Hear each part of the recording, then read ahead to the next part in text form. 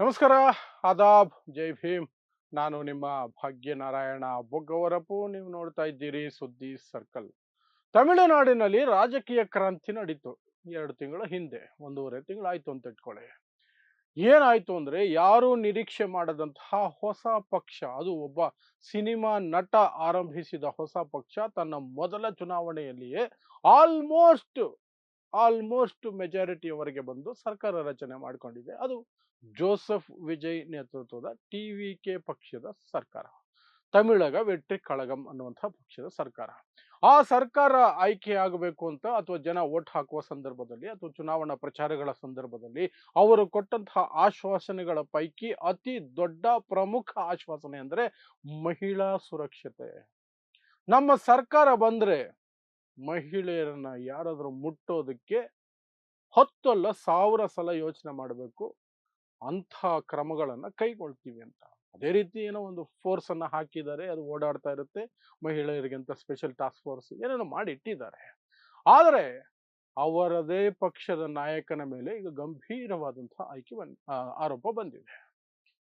ಒಂದು ವಿವಾಹಿತ ಮಹಿಳೆಯನ್ನ 3 ತಿಂಗಳಿನಿಂದ ಹಿಂಬಾಲಿಸ್ತಾ ಆಕೆಗೆ ಕಿರುಕುಳ ಕೊಡ್ತಾ ಇವತ್ತು ನಡು ರಸ್ತೆಯಲ್ಲಿ ಆಕೆಗೆ ಲೈಂಗಿಕ ಕಿರುಕುಳ ಕೊಡಕ್ಕೆ ಹೋಗಿ, ಅಪಹರಣ ಮಾಡಕ್ ಹೋಗಿ ಅಲ್ಲಿನ ಜನರಿಂದ ಮತ್ತು ಆ ಮಹಿಳೆಯ ಕುಟುಂಬದ ಸದಸ್ಯರಿಂದ ಗೂಸ ತಿಂದಿದ್ದಾನೆ.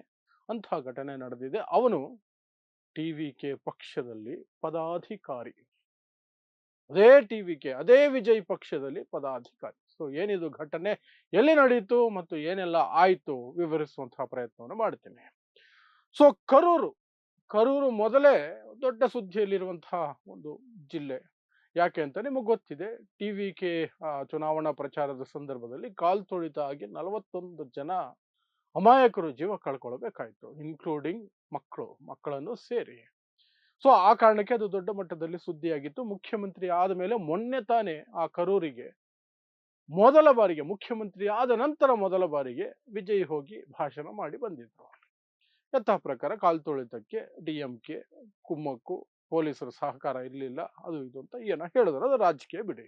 ಅದೇ ಕರೂರಲ್ಲಿರುವಂತಹ ಮಲಯಪ್ಪ ನಗರ್ ಮಲಯಪ್ಪ ನಗರ್ ಅನ್ನುವಂತಹ ಪ್ರದೇಶದಲ್ಲಿ ಒಂದು ವಿವಾಹಿತ ಮಹಿಳೆ, ಆ ಮಹಿಳೆ ಮೆಡಿಕಲ್ ಶಾಪ್ನಲ್ಲಿ ಕೆಲಸ ಮಾಡುವಂತಹ ಮಹಿಳೆಯಂತೆ. ಆ ಮಹಿಳೆಯನ್ನ ಸುಮಾರು 3 ತಿಂಗಳಿನಿಂದ ಟಿವಿಕೆ ಪಕ್ಷದ ಕೃಷ್ಣರಾಯಪುರಂ ಈಸ್ಟ್ ಅನ್ನುವಂತಹ ಯೂನಿಯನ್ಗೆ ಸೆಕ್ರೆಟರಿ ಆಗಿರುವಂಥವನು ರಮೇಶ್ ಅನ್ನುವವನು ದಿನಾ ಹಿಂಬಾಲಿಸಿಕೊಂಡು ಬಂದು ಆಕೆಗೆ ಕಿರುಕುಳ ಕೊಡ್ತಿದ್ದಂತೆ.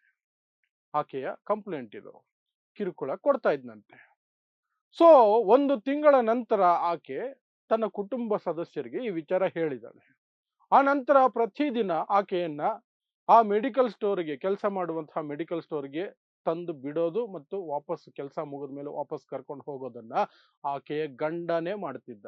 ಅಷ್ಟಿದ್ರೂ ಸಹ ಮೆಡಿಕಲ್ ಸ್ಟೋರ್ ಅಲ್ಲಿ ಆಕೆ ನಿಂತಿರ್ಬೇಕಾದ್ರೆ ಎದುರುಗಡೆ ಬರೋದು, ಆ ಕಡೆ ಈ ಕಡೆ ಓಡಾಡೋದು, ಸನ್ನೆ ಮಾಡೋದು ಏನೋ ಮಾಡ್ತಿದ್ದಂತೆ ಇವನು. ಬಟ್ ಅಟ್ಲೀಸ್ಟ್ ಅವಳನ್ನ ಮಾತಾಡಿಸುವಂತಹ, ಹತ್ರ ಬರುವಂತಹದ್ದನ್ನು ಮಾಡ್ತಿರ್ಲಿಲ್ಲ. ಹಾಗಾಗಿ ಗಂಡ ಬಂದು ಸಂಜೆ ಕರ್ಕೊಂಡು ಹೋಗ್ತಾನೆ, ಬೆಳಗ್ಗೆ ಬಿಟ್ಟು ಹೋಗ್ತಾನೆ ಅಂತ ಈಕೆಯು ಸಹ ಅದನ್ನ ಸಹಿಸ್ಕೊಂಡಿದ್ದೆ ಅಂತ ಹೇಳಲು ಕಂಪ್ಲೇಂಟ್ ಅಲ್ಲಿ ಹೇಳ್ಕೊಂಡಿದ್ದಾರೆ ಆ ಮಹಿಳೆ.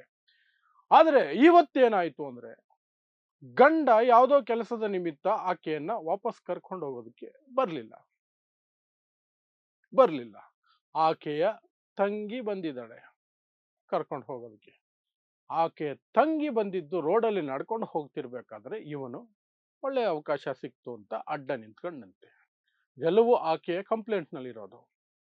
ಅಡ್ಡ ನಿಂತ್ಕೊಂಡು ಆಕೆಯನ್ನ ಮೈ ಮುಟ್ಟುವಂತಹ, ಆಕೆಗೆ ಕಿರುಕುಳ ಕೊಡುವಂತಹ ಕೆಲಸವನ್ನು ಮಾಡಿದ್ದಾನೆ. ಪ್ಲಸ್ ಆಕೆಯನ್ನ ತನ್ನ ಗಾಡಿಗೆ ಹಾಕೊಂಡು ಕಿಡ್ನಾಪ್ ಮಾಡುವ ಪ್ರಯತ್ನ ಮಾಡದಂತೆ. ಆಕೆ ಅಲ್ಲೇ ಕಿರ್ಚ್ಕೊಂಡಿದ್ದಾಳೆ. ಅಷ್ಟೊತ್ತಿಗೆ ಸ್ವಲ್ಪ ಜನ ಬಂದಿದ್ದಾರೆ. ಪ್ಲಸ್ ಆಕೆಯ ಕುಟುಂಬಸ್ಥರಿಗೂ ಸಹ ಆಕೆ ಫೋನ್ ಮಾಡಿದ್ದಾಳೆ. ಸೇರಿರುವ ಜನ ಮೊದಲಿಗೆ ಗೂಸ ಕೊಟ್ಟಿದ್ದಾರೆ. ಆ ನಂತರ ಕುಟುಂಬ ಸದಸ್ಯರು ಬಂದು ಅವನಿಗೆ ಸರಿಯಾದಂತಹ ಗೂಸ ಕೊಟ್ಟಿದ್ದಾರೆ. ಅವನಿಗೆ ಮುಖ ಮೂತಿ ಎಲ್ಲ ರಕ್ತ ಚಿಮ್ಮುವ ಹಾಗೆ ಹೊಡೆದಿದ್ದಾರೆ. ಸಿಕ್ಕಾಪಟ್ಟೆ ಹೊಡೆದಿದ್ದಾರೆ ಅವನಿಗೆ. ಪಬ್ಲಿಕ್ ಏಟು ಹಾಗೆ ಇರುತ್ತೆ. ಸಿಕ್ಕಾಪಟ್ಟೆ ಹೊಡೆದ ನಂತರ ಅಷ್ಟೊತ್ತಿಗೆ ಪೊಲೀಸರು ಬಂದಿದ್ದಾರೆ. ಪೊಲೀಸರು ಅವನನ್ನ ಫಸ್ಟ್ ಪೊಲೀಸ್ ಸ್ಟೇಷನ್ ಕರ್ಕೊಂಡು ಹೋಗಿ ಅಲ್ಲಿಂದ ತಗೊಂಡು ಹೋಗಿ ಆಸ್ಪತ್ರೆಗೆ ಹಾಕಿದ್ದಾರೆ. ಆಕೆ ಎಫ್ ಐ ಆರ್ ಮಾಡಿದ್ದಾಳೆ. ಈಗ ಇಷ್ಟೆಲ್ಲ ಆಗಿದೆ, 3 ತಿಂಗಳಿಂದ ನನಗೆ ಹೀಗೆ ಆಯ್ತು, ಇವತ್ತು ಇಂಥದ್ದು ಆಯ್ತು ಅಂತ.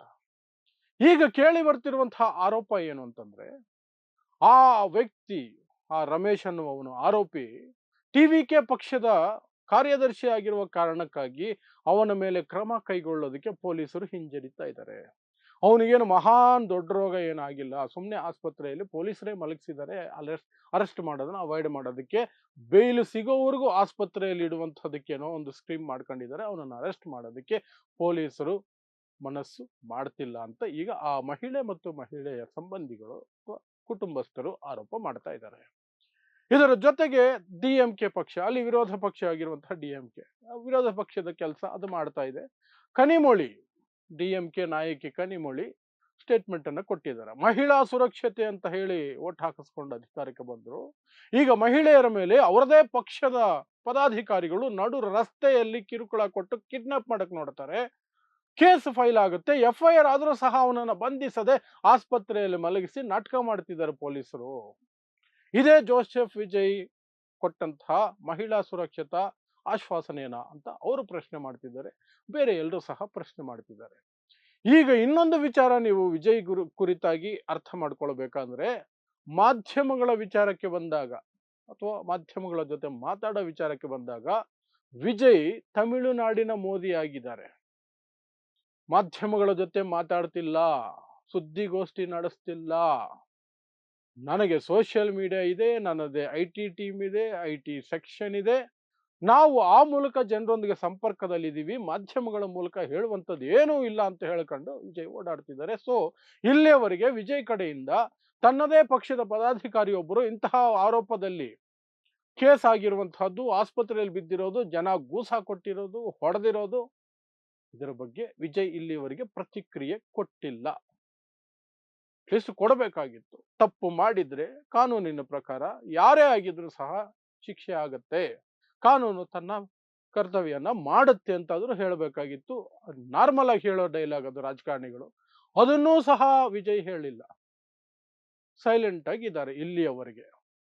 ಬಟ್ ಪೊಲೀಸರು ಇನ್ನೂ ಅರೆಸ್ಟ್ ಮಾಡದೆ ಪೊಲೀಸ್ ಸ್ಟೇಷನ್ ಕರ್ಕೊಂಡು ಹೋಗಿ ಆನಂತರ ಆಸ್ಪತ್ರೆಗೆ ಹಾಕಿರೋದು ಸಾಕಷ್ಟು ಅನುಮಾನಗಳಿಗೆ ಎಡೆ ಮಾಡಿಕೊಟ್ಟಿದೆ. ಅದೇನೇ ಇರಲಿ, ಒಂದು ರಾಜಕೀಯ ಪಕ್ಷ ಮಹಿಳಾ ಸುರಕ್ಷತೆಯನ್ನ ನಂಬರ್ 1 ಅಜೆಂಡಾ ಮಾಡಿಕೊಂಡು ಆ ವಿಚಾರವನ್ನು ಮುಂದಿಟ್ಕೊಂಡೇ ಓಟ್ ಕೇಳುತ್ತೆ, ಅಧಿಕಾರಕ್ಕೆ ಬರುತ್ತೆ. ಆದರೆ ಅಧಿಕಾರಕ್ಕೆ ಬಂದ ಮೇಲೆ ಅದೇ ಪಕ್ಷದ ನಾಯಕರು ಲೈಂಗಿಕ ಕಿರುಕುಳ, ಕಿಡ್ನಾಪ್, ಮಹಿಳೆಯನ್ನ ಕಿಡ್ನಾಪ್, ಅದು ವಿವಾಹಿತ ಮಹಿಳೆಯನ್ನ ಪೀಡಿಸಿ ಕಿರುಕುಳ ಕೊಟ್ಟು ಕಿಡ್ನಾಪ್ ಮಾಡೋ ಪ್ರಯತ್ನ ನಡೆಸ್ತಾರೆ ಮಠ ಮಧ್ಯಾಹ್ನ ಅಂತಂದ್ರೆ, ಅಂತಹ ಆರೋಪ ಬರುತ್ತೆ ಅಂದ್ರೆ ನಿಜವಾಗ್ಲೂ ಸೀರಿಯಸ್ ಆಗಿ ಆ ಮುಖ್ಯಮಂತ್ರಿ, ಆ ಪಕ್ಷ ಯೋಚನೆ ಮಾಡಬೇಕಾಗತ್ತೆ. ಅವರು ತೆಗೆದುಕೊಳ್ಳುವ ನಿರ್ಧಾರ, ಕ್ರಮಗಳು ತುಂಬಾ ಸೀರಿಯಸ್ ಆಗಿ ಇರಬೇಕಾಗತ್ತೆ. ಇಫ್ ಅಟ್ ಆಲ್ ಅವರು ತಮ್ಮ ಆಶ್ವಾಸನೆಯನ್ನ ಗಂಭೀರವಾಗಿ ಕೊಟ್ಟಿದ್ರೆ. ಇಲ್ಲ, ನಾವು ಮೋದಿ ಆಡಳಿತ ದೇಶದಲ್ಲಿ ಇರೋದು, ನಮ್ಮ ಆಶ್ವಾಸನೆಗೆಲ್ಲ ಗಾಳಿಯಲ್ಲಿ ಹಂಗಂಗೆ ಹೋಗುವಂತಹದಕ್ಕೆ ನಾವು ಕೊಡೋದು, ನಮ್ಮ ಆಶ್ವಾಸನೆಗಳಿಗೆ ನೀವು ಗಂಭೀರವಾಗಿ ಪರಿಗಣಿಸೋ ಅವಶ್ಯಕತೆ ಇಲ್ಲ, ನಮ್ದು ಜುಮ್ಲಾ ಅನ್ನೋದೇ ಇವರದ್ದು ಆಗಿದ್ರೆ, TVK ಆಗಿರ್ಲಿ, DMK ಆಗಿರ್ಲಿ, ಕಾಂಗ್ರೆಸ್ ಯಾರದೇ ಆಗಿರ್ಲಿ, ಜನ ತಮ್ಮದೇ ರೀತಿ ನಿರ್ಧಾರಗಳನ್ನು ತಗೊಳ್ತಾರೆ. ಚುನಾವಣೆಗಳು ಅಂತೂ ಬಂದೇ ಬರ್ತವೆ. ಆ ಚುನಾವಣೆಗಳಲ್ಲಿ ಇದಕ್ಕೆಲ್ಲವೂ ಸಹ ಲೆಕ್ಕ ಪಬ್ಲಿಕ್, ಈ ದೇಶದ ಜನತೆ, ರಾಜ್ಯದ ಜನತೆ, ತಮಿಳುನಾಡಿನ ಜನತೆ ಅದು ಚುಕ್ತಾ ಮಾಡ್ತಾರೆ. ಎಲೆಕ್ಷನ್ ಮೂಲಕ ಏನು ಚುಕ್ತಾ ಮಾಡಬೇಕು ಅದನ್ನು ಚುಕ್ತಾ ಮಾಡ್ತಾರೆ ಅಷ್ಟೇ. ಸೊ ಇದಿಷ್ಟು ತಮಿಳುನಾಡಿನಿಂದ ಬರ್ತಿರುವಂತಹ ಸುದ್ದಿ. ಕರೂರಿನಲ್ಲಿ TVK ಪಕ್ಷದ ಪದಾಧಿಕಾರಿ, ಸಾಮಾನ್ಯ ಕಾರ್ಯಕರ್ತ ಅಲ್ಲ, ಪದಾಧಿಕಾರಿ, ಕಾರ್ಯದರ್ಶಿ ಹುದ್ದೆಯಲ್ಲಿರುವವನು ವಿವಾಹಿತ ಮಹಿಳೆಗೆ ಕಿರುಕುಳ ಕೊಟ್ಟು ಅಪಹರಣ ಮಾಡುವ ಯತ್ನ ಮಾಡಿರುವ ಆರೋಪ ಕೇಳಿ ಬಂದಿದೆ. ಜನರಿಂದ ಅವನಿಗೆ ನಡು ರಸ್ತೆಯಲ್ಲೇ ಸಿಕ್ಕಾಪಟ್ಟೆ ಹೊಡೆತನೂ ಬಿದ್ದಿದೆ. ಆ ಮಹಿಳೆಯ ಕುಟುಂಬಸ್ಥರಿಂದಲೂ ಸಹ ಒದೆ ಬಿದ್ದಿದೆ. ಅದರ ಸುದ್ದಿ ಮತ್ತು ಅದಕ್ಕೆ ಸಂಬಂಧಪಟ್ಟಂತಹ ಮಾಹಿತಿ. ಸೊ ಇಂತಹದ್ದೇ ವಿಶೇಷ ಸುದ್ದಿಗಳಿಗಾಗಿ ನೋಡ್ತಾ ಇರಿ ಸುದ್ದಿ ಸರ್ಕಲ್. ನಾನು ನಿಮ್ಮ ಭಾಗ್ಯನಾರಾಯಣ ಬೊಗವರಪು.